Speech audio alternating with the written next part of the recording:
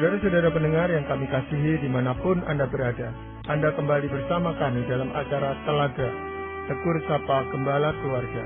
Saya Gunawan Santoso dari Lembaga Bina Keluarga Kristen, dan kali ini saya bersama Ibu Dincio Laluyan. Kami akan berbincang-bincang dengan Bapak Pendeta Dr. Paul Gunadi. Beliau adalah seorang pakar dalam bidang konseling serta dosen di Seminari Alkitab Asia Tenggara, Malang. Perbincangan kami kali ini tentang dampak kudus pada anak. Kami percaya acara ini pasti bermanfaat bagi kita sekalian, dan dari studio kami mengucapkan selamat mengikuti. Pak Paul, saya ingin tanya, bagaimana dampak kudus pada anak dalam keluarga Kristiani? Karena banyak orang tua berdoa untuk kekudusan bagi anaknya, bahkan bertahun-tahun tetapi seakan belum dijawab. Bahkan ada juga permusuhan antar saudara dalam keluarga Kristen ini. Padahal itu keluarga hamba Tuhan, Pak. Ya. Begini Bu Dinca, kekudusan itu tuh memang kan merupakan ciri ya utama dari kehidupan Kristiani. Kita itu tuh nggak bisa berkata, oh saya orang Kristen, saya ini adalah anak Allah, pengikut Kristus, terus hidup kita itu tuh waduh galang gulung dengan dosa. Nggak bisa itu tuh. Memang ya nggak bisa disatukan lah dosa dan Tuhan ya, karena Tuhan itu kudus. Jadi anak-anak itu perlu sekali melihat hal ini pada kehidupan kita. Ya, sebab kalau enggak, nantinya anak-anak itu tuh hampir dapat dipastikan akan kehilangan ya kesempatan untuk sungguh-sungguh mengenal Tuhan. Apa yang dilihatnya pada diri kita yang hidup nggak benar, itu benar-benar akan memadamkan keinginannya untuk mengenal Tuhan. Dan seringkali akhirnya mereka malahan meninggalkan Tuhan. Begitu. Yang seringkali kita tidak tahu, Pak Paul ya, apakah yang kita lakukan, hidup kudus yang kita sudah peragakan, itu berdampak atau tidak pada anak kita gitu, Pak Paul. Kita sulit mengukurnya gitu. Apalagi kalau anak-anak ini masih kecil. Kita sudah berupaya, tapi apakah itu terserap oleh mereka atau tidak, kita tidak tahu gitu, Pak. Saya berikan sebuah kasus nyata ya, ini memang saya dapati di Amerika. Jadi seorang ibu itu bercerita tentang anaknya, ya dari 3 anaknya 2 itu tuh sudah meninggalkan Tuhan. Jadi ibu itu bercerita dengan sedih, sebab dia berkata ya kami sudah mencoba dengan sekuat tenaga lah, ya mengarahkan anak untuk hidup benar dalam Tuhan. Anak-anaknya akhirnya rajin ke gereja, akhirnya terlibat dalam remaja dan sebagainya. Tapi setelah dewasa meninggalkan Tuhan. Nah, saya waktu mendengar itu udah tentu ya, iba kasihan ya. Aduh kok kasihan sekali si ibu ini nih ya. Tapi belakangan, nah saya itu tuh berkesempatan bertemu dengan si suami ya. Dan suaminya menceritakan tentang istrinya. Nah saya nggak akan mendetail bercerita, tapi intinya adalah si suami itu menceritakan problem yang memang dimiliki oleh si istri. Dan waktu si suami bercerita seperti itu, saya kira-kira barulah mulai mengerti ya kenapa kok si anak-anak tuh akhirnya tuh sampai meninggalkan Tuhan. Sebab apa yang terjadi? Ya memang mungkin sekali mereka benar, atau si ibu itu benar bahwa mereka mencoba ya menanamkan nilai-nilai rohani, tapi hubungannya dengan suaminya itu tidak baik. Jadi banyak masalah di antara mereka. Nah akhirnya tuh buat anak-anak, aduh buat apa sih yang ngomongin tentang Tuhan? Hidup papa mama aja kayak begini nih nggak karuan. Jadi ya akhirnya mereka benar-benar lepaskanlah semua yang namanya dengan kerohanian, iman Kristiani apa habis orang tua hidupnya begitu juga nggak karuan, berantem, nggak cocok lah segala macam. Nah jadi kita baru tahu ya Pak Gunawan, seringkali memang efeknya itu tuh setelah anak mulai besar. Pada masa kecil anak-anak nggak punya pilihan, pokoknya kita bawa ya ke gereja harus ikut aja betul. Tapi udah mulai besar, barulah nanti anak-anak itu berkesempatan untuk berkata tidak mau, dan kita nggak bisa berbuat apa-apa lagi. Nah di saat itu baru kita sadar bahwa ada dampaknya ya. Apa sih Pak dampak kekudusan suatu keluarga, khususnya orang tua, terhadap anak atau anak-anak mereka Pak? Yang pertama adalah ini Pak Gunawan ya, kalau sewaktu kita hidup kudus ya, anak jadinya itu berkesempatan untuk belajar bagaimana hidup kudus. Ya, kita kan sering berkata pada anak-anak, hidup yang benar, jangan sampai berdosa apa-apa. Tapi kita juga nggak mencontohkan tuh secara langsung bagaimanakah caranya hidup seperti itu tuh. Nah, kalau kita hidup kudus, anak jadinya bisa belajar dari kita. Ya, nah, makin anak dewasa, makin bertemu dengan beragam manusia, nah makin besar godaan untuk Jadi karena jadi anak-anak itu tuh belajar karena ya dia itu melihat semua orang hidupnya berdosa. Nah, masalahnya adalah anak-anak itu nanti biasanya berpikir nih, aduh, nggak ada yang sempurna di dunia ini, semuanya juga nggak benar. Akhirnya mereka berkata, ya udahlah, buat apa hidup-hidup kudus? Udah dah, kita hidup aja dah sembarangan dah. Habis semua orang di dunia juga kayak begitu kok. Nah, anak-anak perlu tahu bahwa masih ada orang yang hidup kudus, yaitu orang tuanya. Tapi dia juga perlu belajar bagaimana untuk hidup kudus, dan dia belajari dari kita. Nah, contohnya sudah tentu haruslah datang dari kita sendiri. Suatu anak misalnya ya melihat kesetiaan kita kepada Kristus dan keluarga, dia melihat hidup yang kudus. Suatu ia melihat kesungguhan kita melayani Tuhan, ia melihat yang kudus. Suatu ia melihat kejujuran kita, ia pun melihat kekudusan. Nah, jadi anak-anak itu tuh perlu melihat langsung ya Pak Gunawan, sehingga bisa nantinya tuh belajar dari kita bagaimana untuk hidup kudus. Ya. Iya, kadang-kadang ada yang salah mengerti tentang kekudusan, Pak Paul. Seolah-olah orang yang kudus itu tidak boleh berdosa lagi, seperti hidupnya seperti malaikat. Nah, hal seperti ini kan juga menyesatkan anak-anak ini. Mana mungkin saya seperti malaikat, dan ketimbang gitu ya langsung saja melakukan dosa. Maka anak-anak itu perlu ya memang melihat kita itu tuh terbuka sama anak dengan kelemahan kita juga.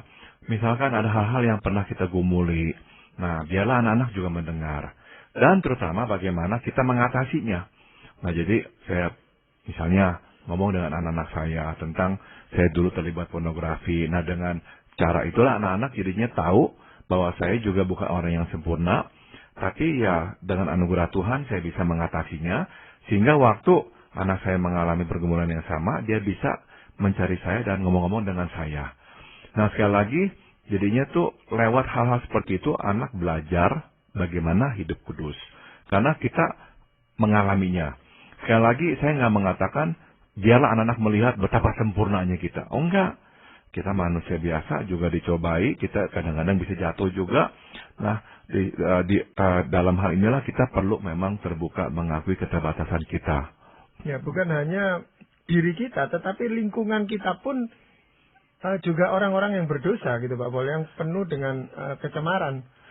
Betul, jadi ya bagikanlah hal-hal yang praktis ya, yang dilakukan oleh orang-orang juga, dan kita memang bisa mengomentari, tapi ya kita masih berhati-hati, jangan sampai tuh kita terlalu ya memberikan penghakiman, kita juga mesti ya memang ya mengerti lah bahwa orang pun juga punya kelemahan.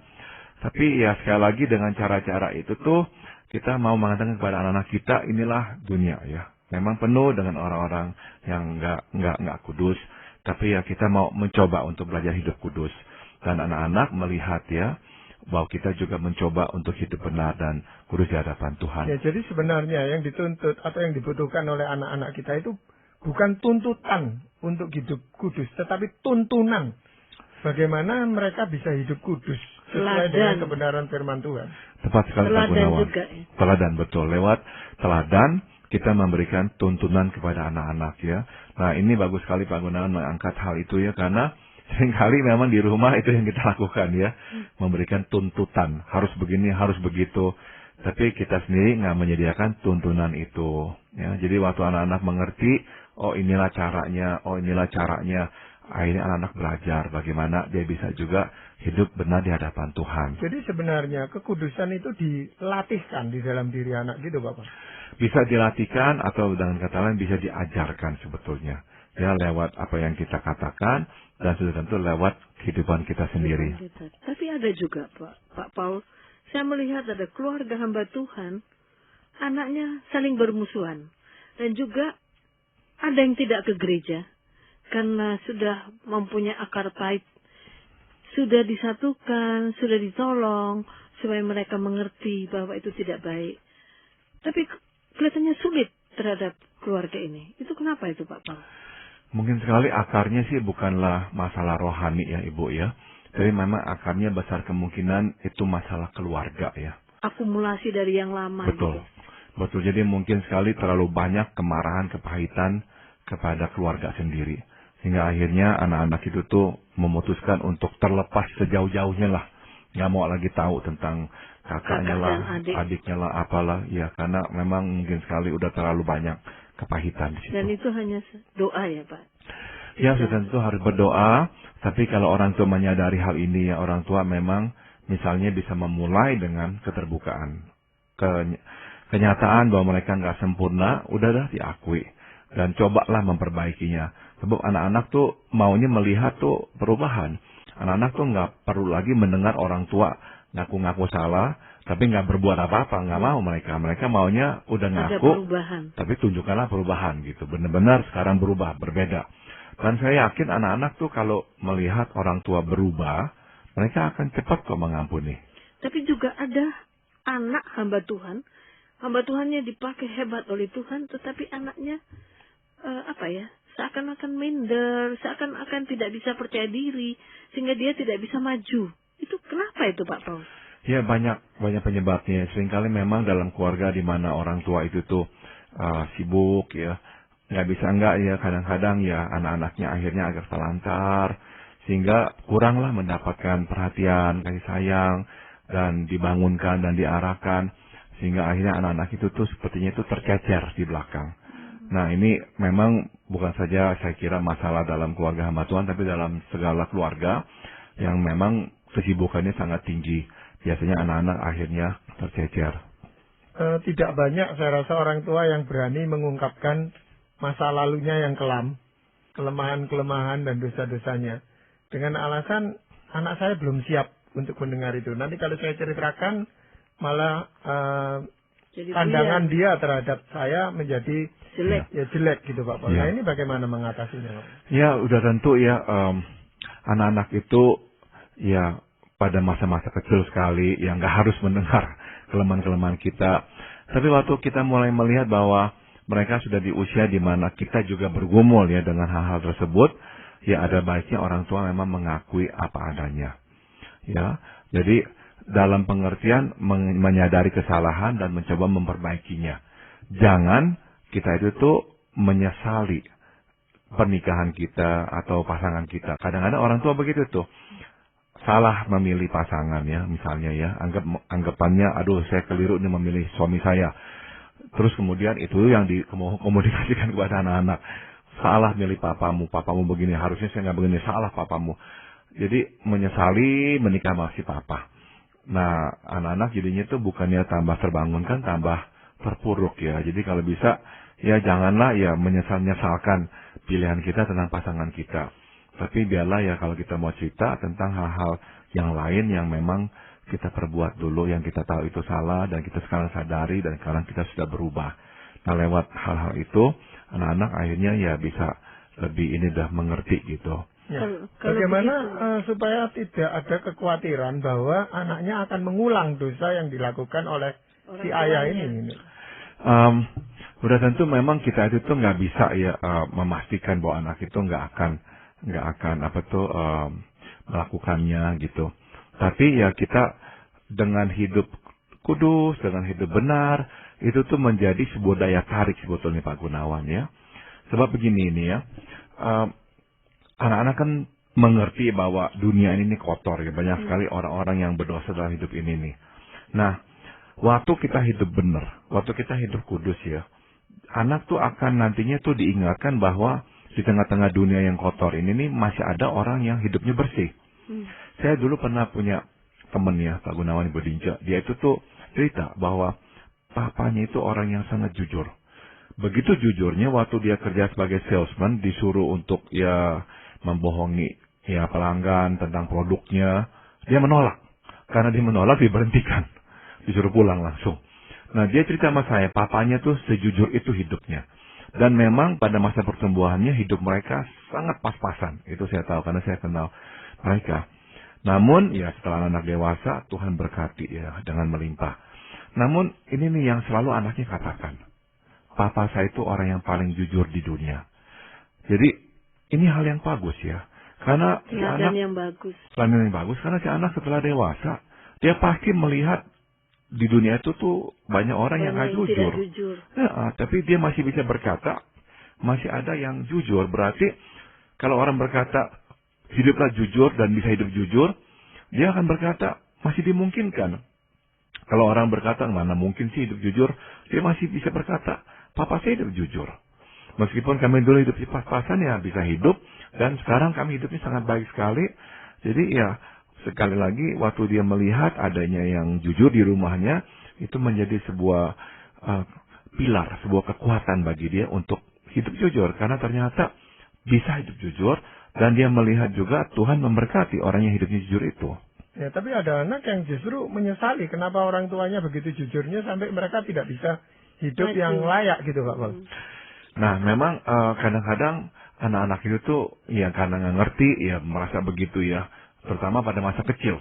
Mau beli mainan nggak bisa lah, mau beli ini nggak bisa lah. Maka, nah orang tua juga mesti ya bisa-bisa lah, baik-baik lah mengutarakan kondisinya. Jangan, ya misalnya nih ya, anak mau beli barang, terus dikatakan, aduh papa orang miskin, karena papa ini orang yang mau mengikut Tuhan. Nah jadi jangan terlalu juga lah banyak ngomong seperti begitu.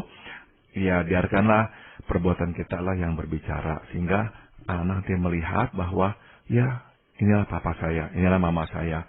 Hidupnya jujur dan saleh. Nah meskipun dia berontak karena dia nggak bisa beli barang ini itu. Tapi setelah dia mulai besar, umumnya mereka akan menghargai. Umumnya. Saya udah melihat ini dari orang yang saya kenal juga, Pak Gunawan dan Ibu Dince. Masih kecilnya ya memang mengeluh. Tapi setelah besar selalu membicarakan tentang ayahnya dengan hormat. Meskipun waktu masih kecil menderita. Tapi udah besar, selalu membicarakan tentang ayahnya yang jujur itu dengan rasa hormat. Ya memang seseorang itu akan melakukan apa yang diminta oleh orang tuanya ketika dia bisa melihat hasil positif dari apa yang dilakukan oleh orang tuanya, Bapak. Ya, ya. Jadi dia melihat bahwa iya ya, kok Tuhan menyertai ya. Dan Tuhan kau memberkati gitu. Memang untuk sementara hidupnya agak susah, tapi toh akhirnya dia melihat betapa mulianya kehidupan yang seperti itu. Namun yang terutama adalah waktu kita hidup jujur ya. Kita tuh benar-benar ya mengkomunikasikan kepada anak-anak kita bahwa di dunia masih ada orang yang jujur. Di dunia masih ada orang yang hidupnya kudus. Dan kitalah orangnya. Jadi mereka berkesempatan bukan saja mengenal tapi hidup bersama dengan orang yang hidup kudus. Nah ini menjadi sebuah pelajaran dan kekuatan bagi anak untuk nantinya hidup kudus juga. Nah, Tapi buah apa, beda Pak loh Paul? Pak Paul antara jujur dengan polos. Ada perbedaan. Karena ada anak yang dia karena jujurnya dia terlalu polos bilang kepada tempat yang dia mau melamar, ya saya akan terima tapi saya masih tunggu dulu, saya masih melamar di 2 tempat. Tidak jadi diterima dia. Karena terlalu polos. Dia bilang, saya kan harus jujur. Itu saya bilang, itu salah itu. Ya jadi dengan kata lain, kita jujur tapi juga masih bijaksana. Gitu, Bu, ya. Harusnya ada hikmat. Oke. Hal apa, Pak Paul, yang diperoleh oleh seorang anak ketika kita itu hidup kudus? Begini Pak Gunawan ya, tadi saya sudah singgung tentang memberikan mereka kekuatan ya untuk juga hidup kudus. Satu hal lagi yang juga penting adalah waktu mereka itu mengalami pencobaan ya dan pergumulan, mereka tuh lebih dimotivasi untuk kudus Pak Gunawan. Sebagai contoh nih ya, kalau ya saya nggak menyalahkan semua orang yang bercerai, enggak. Setiap kasus itu lain-lain ya. Dan banyak kasus justru orang itu nggak mau bercerai, tapi menjadi korban dari perceraian. Betul. Nah, tapi ini yang saya mau katakan jadinya ya. Kalau orang tua kita nggak bercerai ya, misalkan kita nanti dalam pernikahan mengalami problem. Nah, udah tentu tuh godaan angkat tangan sebodoh amat lah, udah dah. Itu besar ya. Namun kalau orang tua kita itu nggak bercerai, kita tuh mau angkat tangan pun tuh mau nyerah, mau cerai, mikir 2 kali. Tapi kalau orang tua kita cerai, kita nggak mikir 2 kali. Sebab kita tahu orang tua kita pun nggak akan bisa berkata apa-apa, nggak bisa melarang kita. Kalaupun mereka mau tegur kita, kita udah lebih galak. Kita bisa berkata, papa mama sendiri cerai. Jadi dengan kata lain, orang yang memang hidup kudus akan memberikan amunisi, kekuatan kepada anaknya untuk lebih bertahan di dalam pencobaan, sehingga nggak cepat menyerah, nggak cepat angkat tangan, gitu. Tapi ada anak ya Pak, karena dia melihat orang tuanya, kehidupan rumah tangganya yang sering berkelahi, dia mengatakan begini, besok kalau saya sudah dewasa, saya tidak mau menikah. Betul. Itu Banyak yang seperti begitu itu. ya, karena menjadi pengalaman yang pahit buat dia. Buat apa saya menikah kalau nanti akhirnya harus hidup seperti papa mama saya? Pertengkaran terus. Betul, ya. Tapi ada sebaliknya yang ketika melihat orang tuanya tidak bercerai, tapi hidupnya susah karena mereka mencoba menjalankan Bertahan. kebenaran firman Tuhan dengan kekudusan dan sebagainya. Ya anak ini pun juga berkata saya tidak akan menikah kalau hidupnya akhirnya seperti itu.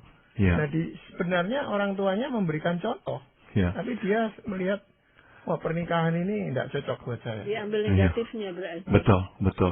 Jadi kalau kita mau hidup kudus ya, kita itu juga mesti hidup dengan sukacita, Pak Gunawan. Jadi jangan sampai itu Agak susah ya Pak ya. memang susah Sangat sih ya. susah. Ya tapi penting itu, sebab jangan sampai anak berkata, aduh, buat apa ya hidup kudus? Buat apa hidup berkenan kepada Tuhan? Tapi kok kayak begitu tuh susah benar, nggak ada sukacita, menderita terus.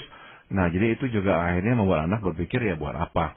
Sebagai contoh memang yang saya mau bagikan adalah contoh dari penginjil John Sung yang kita tahu dipakai Tuhan di Asia Tenggara dan juga di Tiongkok pada tahun 1930-an.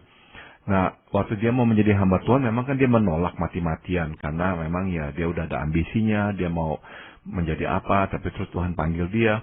Nah, salah satu alasan sebetulnya adalah karena memang papanya itu tuh pendeta dan hidupnya susah.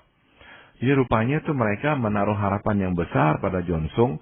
Nanti setelah studi selesai di Amerika, pulang ke Tiongkok, dia bisa mengangkat bukan saja harkat keluarga, tapi juga perekonomian keluarga.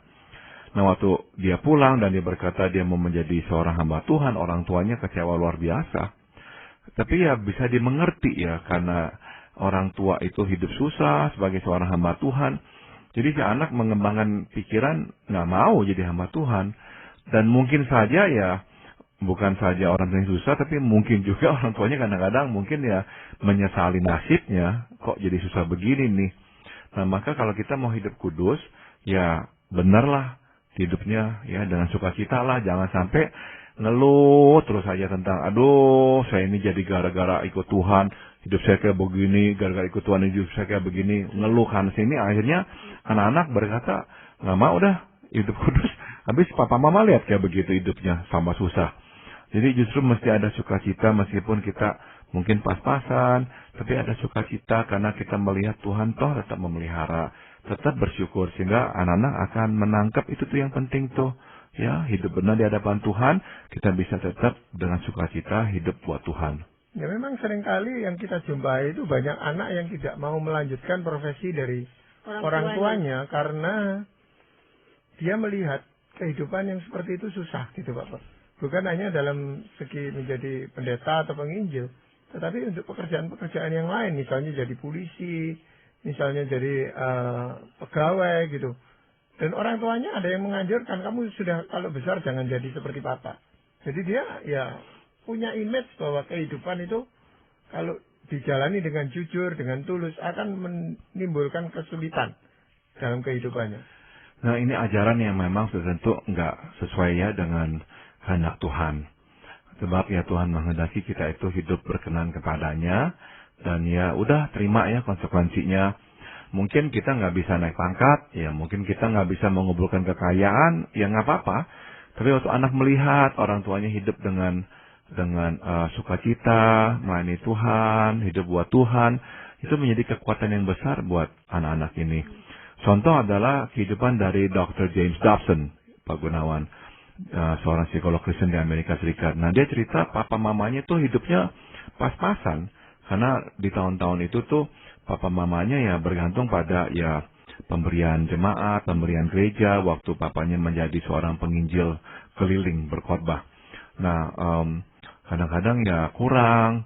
Tapi yang Dr. James Dobson lihat sebagai anak adalah papa mamanya itu selalu bersyukur. Ya, dia dalam salah satu autobiografinya ditulis bahwa ya dia kadang-kadang melihat papanya pulang dari pelayanan, ngobrol sama mamanya tentang apa yang Tuhan kerjakan lewat dia waktu mengunjungi gereja ini atau tempat itu. Kemudian di akhir pembicaraannya dia akan berkata, ya sekarang tapi ya saya mau cerita, uangnya saya berikan kepada keluarga hamba Tuhan itu karena mereka susah sekali. Dan mamanya akan berkata, nggak apa-apa kalau Tuhan gerakkan kamu begitu.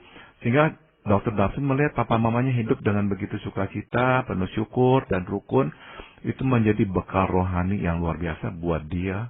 Sehingga waktu dia besar, dia menjadi sekarang tokoh yang Tuhan pakai. Berarti seorang anak itu, dia hanya melihat bagaimana kehidupan rohani orang tuanya. Kudus, sukacita. Betul. Nah, kadang-kadang saya melihat anak ini dari kecil ikut ibadah, devosi. Tetapi setelah besar, dia jauh dari itu semua. Karena mungkin dia melihat perbuatan orang tuanya. Mungkin jadi mereka mungkin berkata, ya percuma lah gitu ya. Papa mama suruh-suruh renungan bersama lah apa. Tapi kayak begitu. Kehidupannya nggak harmonis lah apalah. Buat apa? Jadi akhirnya tuh mereka tawar hati ya Ibu Dinca. Maka ya sekali lagi penting sekali tuh kekudusan. Kita nggak bisa menjadi saksi Kristus di rumah kalau kekudusan itu udah nggak ada lagi. Memang Tuhan selalu memerintahkan kepada umatnya untuk mendidik anak-anak mereka itu hidup kudus di hadapan Tuhan. Tetapi yang paling sulit ini adalah memberikan teladan kepada mereka bagaimana hidup kudus itu sendiri, Pak Paul. Ya. Nah, untuk menyimpulkan perbincangan kita pada saat ini, mungkin ada ayat firman Tuhan yang ingin Pak Paul sampaikan. Di Mazmur 84 ayat 12, firman Tuhan berkata, sebab Tuhan adalah matahari dan perisai. Kasih dan kemuliaan Ia berikan. Dia tidak menahan kebaikan dari orang yang hidup tidak bercelah. Inilah janji Tuhan kepada kita yang hidup kudus, hidup tidak bercelah. Ia akan melimpahkan kita dengan kebaikan, kasih, dan kemuliaan. Ya, jadi kita memang hidup berdasarkan kebenaran firman Tuhan itu. Terima kasih Pak Paul untuk perbincangan ini, dan para pendengar sekalian, kami mengucapkan banyak terima kasih Anda telah mengikuti perbincangan kami dengan Bapak Pendeta Dr. Paul Gunadi dalam acara